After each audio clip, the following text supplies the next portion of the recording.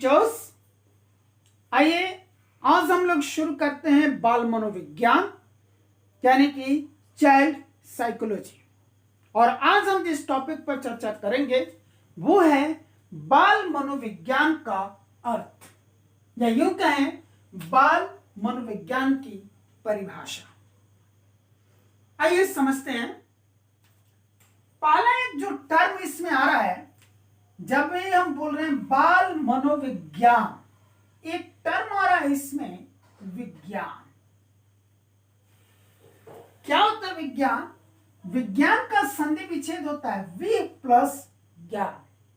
वि का अर्थ होता है विशेष और ज्ञान का अर्थ होता है जानकारी। यानी कि जब भी हमें किसी विषय के बारे में विशेष जानकारी होती है तो हम कहते हैं कि हमारे पास उसका विज्ञान है।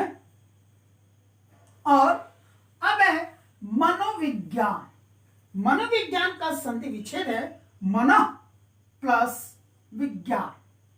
मन का अर्थ है मन की, और विज्ञान का अर्थ अभी भी यहां हमने समझा विशेष जानकारी।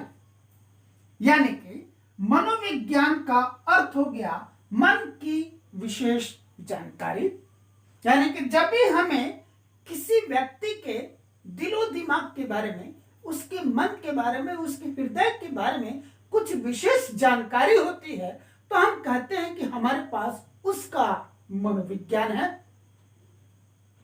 अब जो मुख्य हमारा जो टर्म था वो क्या था? बाल मनोविज्ञान। यानी कि बाल का मनोविज्ञान। बाल का क्या अर्थ है? बालक बालिकाएं। बाल से बालक बालिकाएं। और मनोविज्ञान का अर्थ मन की विशेष जानकारी।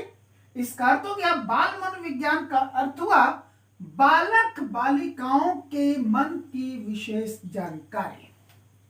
यानी कि जब भी हमें किसी बालक या बालिका के मन के बारे में, उसके दिलो दिमाग के बारे में, उसके हृदय के बारे में विशेष जानकारी हो तो हम कह सकते हैं कि हमारे पास बाल मनोविज्ञान है। यानी कि बालकों के मन का विज्ञान हमारे पास है। अर्थात बाल मनोविज्ञान बाल बालिकाओं के संबंध में एक व्यवहारिक विज्ञान है। क्या है बाल मनोविज्ञान?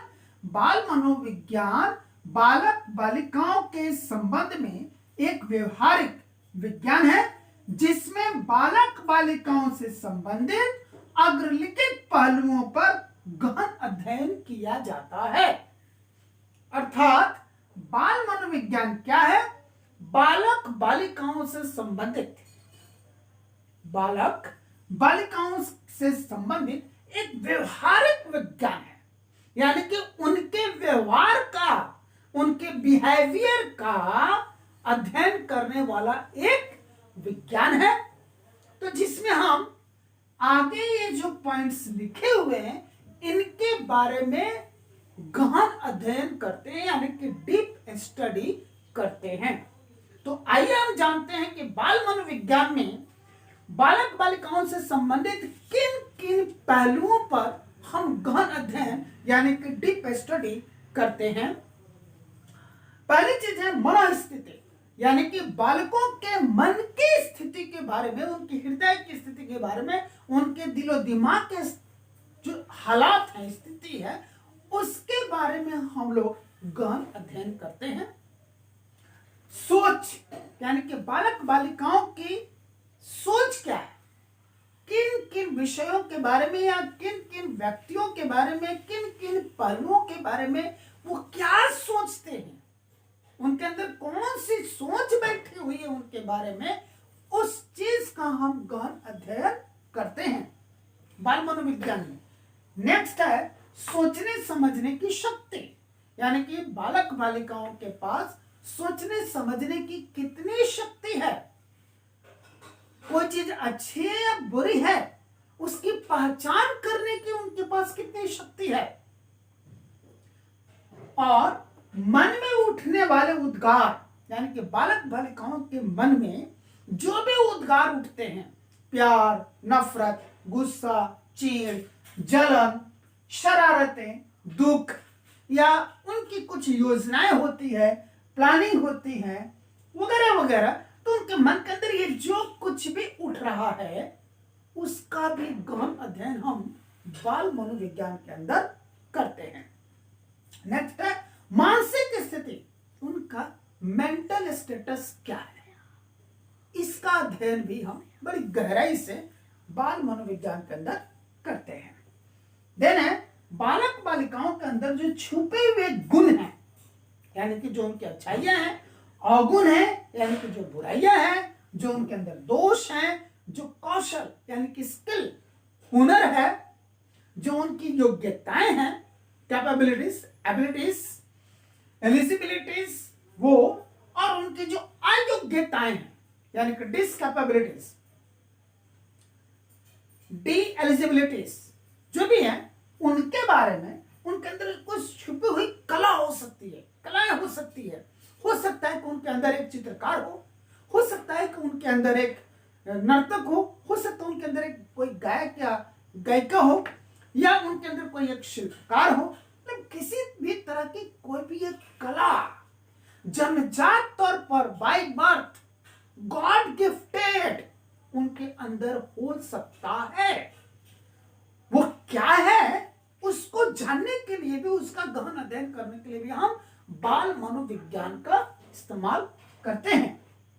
उनकी क्या पात्रता है यानी कि क्या एलिजिबिलिटी है, और उनकी क्या विशेषताएं हैं, उनकी क्या खासियतें हैं वगैरह वगैरह, उन सबको भी गहराई से अध्ययन करने के लिए, जानने के लिए हम बाल मनोविज्ञान का उपयोग करते हैं। देन बौद्धिक स्तर, एक बार फिर से बौद्धिक स्तर यानी कि उनकी इंटेलिजेंसी, वो कितने इंटेलिजेंट हैं, कितने तीव्र बुद्धि वाले हैं या कितने मंद बुद्धि वाले हैं, इसका भी पता हमें बाल मनोविज्ञान से ही लगता है। और वो बच्चियां बड़े होकर क्या करेंगे, या बड़े होकर क्या बनेंगे, या बड़े होकर कौन सा कैरियर चुनेंगे, इसकी भी जानकारी हमें बाल मनोविज्ञान के तहत मिलती है। देन है कि हमारे ये बच्चे जो हैं, बालक बालिकाएं हैं, वो किस तरीके से पढ़ेंगे, या वो किस तरीके से सीखेंगे, या वो किस तरीके से आगे बढ़ेंगे, इसका भी गहन अध्ययन हम बाल मनोविज्ञान में करते हैं। देन है उनके भविष्य को किस तरीके से संवारा जा सकता है, मतलब जिन बालक बालिकाओं के बारे में हम अध्ययन कर रहे हैं, उन बालक बालिकाओं के भविष्य को हम किस तरह से संवार सकते हैं, उसको किस तरह से हम उज्जवल बना सकते हैं, किस तरीके से हम उसको स्वर्णिम बना सकते हैं, यह बात की जानकारी भी हमें बाल मनोविज्ञान से मिलती है। देन है बालक बालिकाओं की बुराइयों को, उनके अंदर जो भी बुराइयां हैं, या उनके अंदर जो भी अवगुण है, या जो भी दोष हैं, या जो भी कमजोरियां हैं, या जो भी अयोग्यताएं हैं, उनको हम किस तरीके से दूर कर सकते हैं, इसकी जानकारी भी हमें बाल मनोविज्ञान से मिलती है। फिर है हम बालक के व्यवहार के बारे में बाल मनोविज्ञान में गहन अध्ययन करते हैं। वो क्या व्यवहार करते हैं, और जो भी व्यवहार करते हैं वो क्यों ऐसा व्यवहार करते हैं, उनको ऐसा व्यवहार करने का कारण क्या है, और वो जो भी व्यवहार कर रहे हैं आखिर उस व्यवहार का उनके ऊपर, या उनके घर परिवार के ऊपर, उनके विद्यालय के ऊपर, उनके समाज के ऊपर, उनके देश के ऊपर क्या कुछ प्रभाव पड़ेगा, या फिर वो जैसा भी व्यवहार कर रहे हैं उस व्यवहार को प्रभावित करने वाले कारक कौन कौन से हैं, क्या उनकी कोई पारिवारिक समस्या है जो उनको उस तरह के व्यवहार के लिए प्रेरित कर रही है, या कोई सामाजिक कारण है, या कोई आस पड़ोस का, उनके पास पड़ोस का जो वातावरण है, एनवायरमेंट है, जो माहौल है, वो उनको उस तरह से मजबूर कर रहा है, या फिर उनका विद्यालय का जो वातावरण है वो उनको वैसा व्यवहार करने के लिए मजबूर कर रहा है, विवश कर रहा है, या फिर प्रेरित कर रहा है, या कोई अन्य कारक है, कोई अन्य कारण है जिसकी वजह से उनका व्यवहार प्रभावित हो रहा है। इन सभी चीजों का पूर्णतः गहन अध्ययन हम बाल मनोविज्ञान में करते हैं। तो इस तरीके से एक बार फिर से हम निष्कर्ष के रूप में यह कह सकते हैं कि बाल मनोविज्ञान कुछ भी नहीं है, बस बाल मनोविज्ञान बालकों के व्यवहार का एक विज्ञान है, जिसके अंदर यानी कि जिसके तहत हम बालक बालिकाओं से संबंधित इतने सारे पहलुओं के बारे में गहन अध्ययन करते हैं और फिर फाइनली हम एक निष्कर्ष पर पहुंचते हैं। तो आज हमने देखा कि बाल मनोविज्ञान का क्या अर्थ है। इस टीचिंग वीडियो में हमने यही सीखा कि बाल मनोविज्ञान का अर्थ क्या है और बाल मनोविज्ञान की परिभाषा क्या है, और इसी सवाल को चाहे जितने भी तरीके से घुमा फिरा करके जलेबी की तरह चाहे मिर्ची की तरह घुमा करके पूछा जाए, जवाब तो हमें यही लिखना है। यहां मैंने आपको एग्जैक्टली टू द पॉइंट इस बात को समझाया है, बताया है, और मैं समझता हूं कि आपको बहुत ही अच्छी तरीके से यह समझ में आया होगा। और बस परीक्षा में कितने अंक का ये सवाल पूछा जाता है, उतने अंक के हिसाब से आपको इन सभी बिंदुओं को विस्तार से लिखना है, यानी कि इन सभी पॉइंट्स को एक्सप्लेन आउट करना है।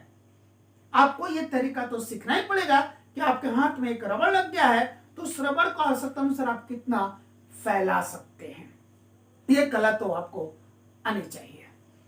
तो ये सारे के सारे पॉइंट्स आप इस वीडियो को बार बार पॉज करके आप नोट डाउन कर सकते हैं, या फिर इसमें अगर किसी तरह की कोई प्रॉब्लम होती है तो आप मुझे कांटेक्ट करें, मैं आपके व्हाट्सएप पर इसका नोट्स शेयर कर दूंगा।